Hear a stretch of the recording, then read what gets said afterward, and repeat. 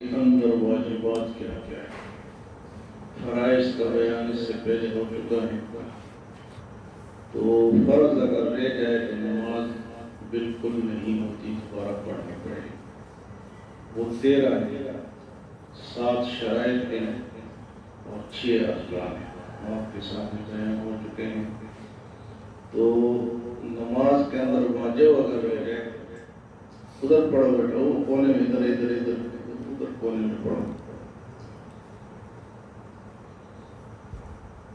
اگر واجب رہ جائے تو سجدہ سہو کرنا پڑتا ہے، سجدہ سہو کرنے سے نماز درست ہو جاتی ہے۔ اور اگر واجب رہ جائے اور سجدہ سہو بھی نہیں کیا تو نماز نہیں ہوگی، دوبارہ پڑھنی پڑے گی۔ یہ کوئی تقریباً 13-14 جو ہے وہ واجبات ہیں۔ پہلا واجب ہے فرض نمازوں کی پہلی 2 رکعتوں کو قرات کے لیے متعین کرنا۔ یعنی یہ جو پہلی 2 رکعتیں ہیں، جو 2 ہے وہ پہلی 2، جو 3 ہے 4 ہے، اس میں جو پہلی 2 رکعتیں ہیں اس میں سورت پڑھو۔ اس میں الحمد کے بعد کوئی سورت پڑھنا یہ واجب ہے۔ اگر کسی سے رہ جائے جلدی میں یا بھول جائے تو وہ سجدہ سہو کرے۔ فرض نماز کی پہلے 2 رکعتوں کو قرات کے لیے متعین کرنا۔ فرض نمازوں کی تیسری اور چوتھی رکعت کے علاوہ تمام نمازوں کی ہر رکعت میں سورۃ فاتحہ پڑھنا۔ اس کو دوبارہ سنیں، فرض نمازوں کی تیسری اور چوتھی، یعنی ظہر کی ہے، عصر کی ہے یا عشاء کی نماز ہے یا مغرب کی ہے، تو فرض نمازوں کی تیسری اور چوتھی رکعت کے علاوہ تمام نمازوں کی ہر رکعت میں سورۃ فاتحہ پڑھنا۔ یعنی فرض نمازوں کی آخری جو 2 رکعتیں ہیں جس میں سورت نہیں پڑھی جاتی، اس میں سورۃ فاتحہ اگر نہیں پڑھی گئی تو وہ واجب نہیں۔ ضروری نہیں اب الحمدللہ کے بعد آپ نے سبحان اللہ کہا، کچھ بھی کہا، آپ کی نماز ہو جائے۔ نمبر 3 ہے فرض نمازوں کی پہلی 2 رکعتوں، واجب، سنت اور نفل کی تمام رکعتوں میں سورہ فاتحہ کے بعد سورت یا 3 چھوٹی آیات یا 1 بڑی آیات پڑھنا جو 3 چھوٹی آیات کے برابر ہو۔ اِنَّا أَعْطَيْنَاكَ الْكَوْثَرَ پڑھ لیا، یہ 3 چھوٹی آیتیں، والعصر پڑھ لیا، یہ 3 چھوٹی آیتیں ہیں۔ اور اگر کسی نے پڑھا بڑی آیت پڑھ دی، لِلَّهِ مَا فِي السَّمَاوَاتِ، آیت الکرسی پڑھ دی، 1 آیت بھی کافی ہے۔ تو فرض نمازوں کی پہلی 2 رکعتوں، واجب رکعتوں، سنت رکعتوں، نفل نمازوں کی تمام رکعتوں میں سورۃ فاتحہ کے بعد کوئی سورت یا 3 چھوٹی یا 1 بڑی ہے۔ یعنی اگر یہ بھی کسی سے رہ گئی ہے، اس نے سورت نہیں پڑھی تو وہ سجدہ سہو کرے۔ فاتحہ اور دوسری سورت کے درمیان ترتیب قائم رکھنا۔ سورت فاتحہ اور دوسری سورت کے درمیان ترتیب قائم رکھنا، یعنی پہلے سورہ فاتحہ پڑھے بعد میں سورت پڑھے، یہ نہ ہو کہ پہلے کوئی سورت پڑھ لے اور بعد میں سورت فاتحہ پڑھے۔ یہ جو ترتیب ہے یہ بھی واجب ہے، پہلے سورہ فاتحہ پڑھے اس کے بعد کوئی سورت پڑھے۔ نماز کے فرائض میں ترتیب قائم رکھنا۔ نماز کے فرائض میں ترتیب قائم رکھنا، یعنی پہلے انسان کھڑا ہوتا ہے، قیام ہے، پھر رکوع ہے، پھر سجدہ ہے، تو یہ ترتیب اگر کوئی پہلے کھڑے ہونے سے پہلے رکوع کر لے اور یا پہلے وہ سجدہ کر لے تو یہ ترتیب ٹوٹ گئی۔ ترتیب کو قائم رکھنا یہ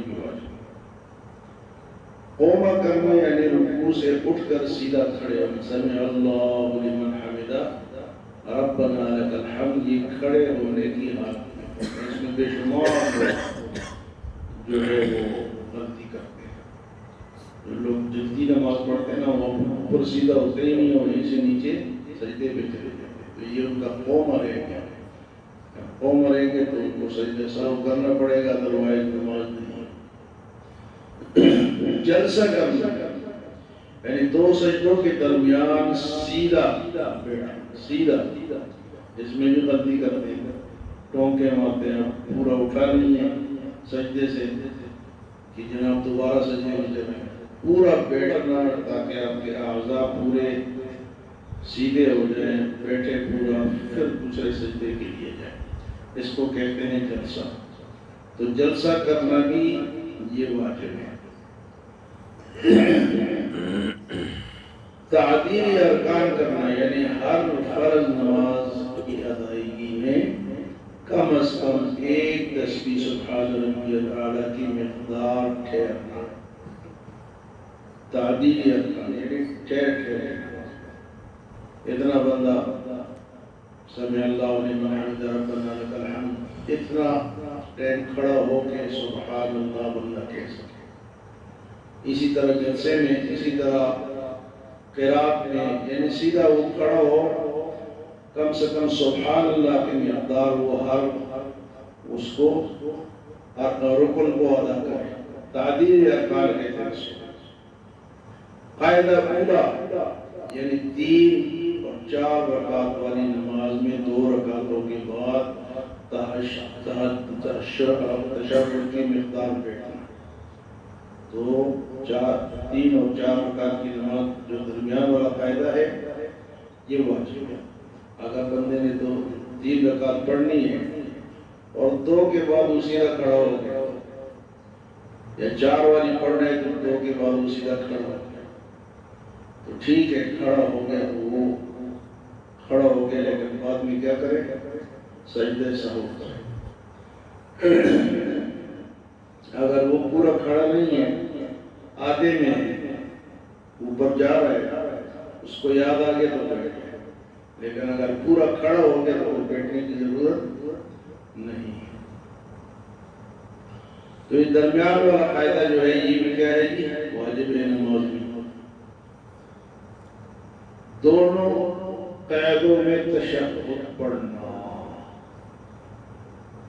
دونوں قاعدوں میں التحیات سے لے کے عبدہ و رسولہ تک یہ جو مقدار ہے سبق کی پڑھائی کی یہ واجب ہے. اگر کوئی ویسے بیٹھا رہا سوچتا رہا یا امام کے پیچھے وہ الگ ہوئی آپ نے پڑھنا ہے، یا اس نے التحیات کے بجائے الحمدللہ شروع کر دیے، سورہ فاتحہ پڑھ دی یا درود شریف پڑھ دیا، تو یہ واجب ترک ہو گیا. دونوں قاعدوں میں کیا ہے جی؟ تشہد پڑھنا یعنی التحیات للہ عبدہ و رسولہ تک. اور 10واں واجب ہے فجر، مغرب، عشاء، جمعہ، عیدین، تراویح، رمضان المبارک کے وطروں میں امام کا بلند آواز سے اور ظہر، عصر وغیرہ نمازوں میں آہستہ آواز میں قرات کرنا.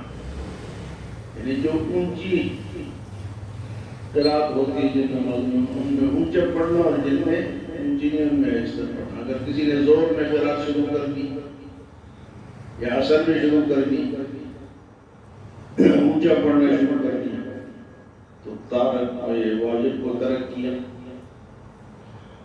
اور جن نمازوں میں اونچا ہے پڑھنا ہے، مثلا فجر میں اب امام صاحب کو بھول گیا، وہ کھڑے ہیں، وہ آہستہ پڑھ رہے ہیں، یا مغرب میں یا عشاء میں یا عیدین میں یا جمعے میں وہ کھڑا ہے، وہ سمجھتا ہے کہ یہ کوئی زور کی نماز بھول گیا، تو یہ جن میں اونچا پڑھنا وہ بھی واجب ہے، اونچا پڑھے، اور جن میں آہستہ پڑھنا ان میں آہستہ پڑھنا واجب ہے. اور السلام علیکم ورحمۃ اللہ کہہ کر نماز ختم کرنا. یعنی نماز آپ نے پڑھی، آخر میں آپ نے جناب ویسے ہی سر ادھر سے پھیر دیا کہ السلام علیکم ورحمۃ اللہ کے بجائے کوئی اور لفظ کہہ دیا، تو یہ بھی واجب ہے کہ السلام علیکم ورحمۃ اللہ کہہ کر نماز ختم کرنا. اور نماز وتر میں قنوت کے لیے تکبیر کہنا اور دعائے قنوت پڑھنا. یعنی قنوت کے لیے تکبیر کہتے ہیں اور تکبیر بھی واجب ہے، کیونکہ ویسے ہی آپ کو کرتی ہوگا نہیں. رمضان میں خاص کر کے جب امام پڑھاتا ہے نا تو ہم نے تکبیر نہیں کہی ویسے آپ نے کہا، یہ تکبیر بھی واجب ہے.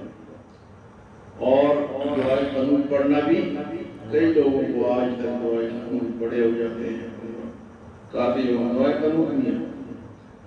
دعائے قنوت اتنی مشکل نہیں ہے، اس کو یاد کرنے کا طریقہ ہے. اگر آپ کے گھر میں بچوں میں خواتین میں کسی کو یاد نہیں ہوگا تو اس کا طریقہ یہ ہے، رمضان میں آپ کو بتاتا رہتا ہوں کہ روزانہ وہ ایک لفظ یاد کریں، اللہم انا نستعینک. اللہم آج بھی پڑھے، صبح سے لے کے شام تک چلتے پھرتے یہی لفظ پڑھے. کل آج یہ پڑھے اللہم انا، کل پڑھے ونستغفرک ونستغفرک. ایک ہی آیت، ایک ہی لفظ وہ روزانہ یاد کریں. ہفتے میں دعائے قنوت یاد ہو جائے، آسان ہو جائے. عیدین کی نماز میں 6 زائد تکبیریں کہنا وہ بھی واجب ہے.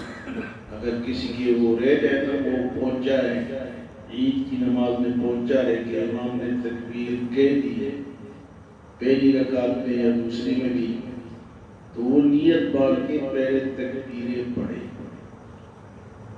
بعد میں اگر اس کی نماز رہ گئی تو وہ بعد میں پڑھے، تکبیریں کہنے.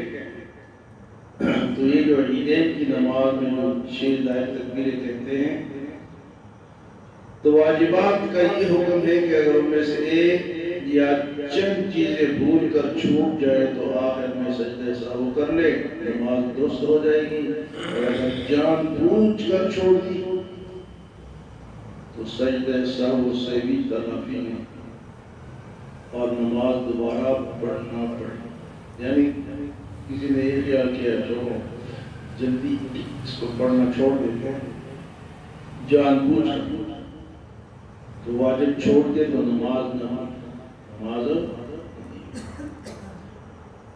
نیا کپڑا پہننے کی دعا، اللہم لک الحمد انت کسوتنی اسألک خیرہ وخیر ما صنع له وأعوذ بك من شره وشر ما صنع له.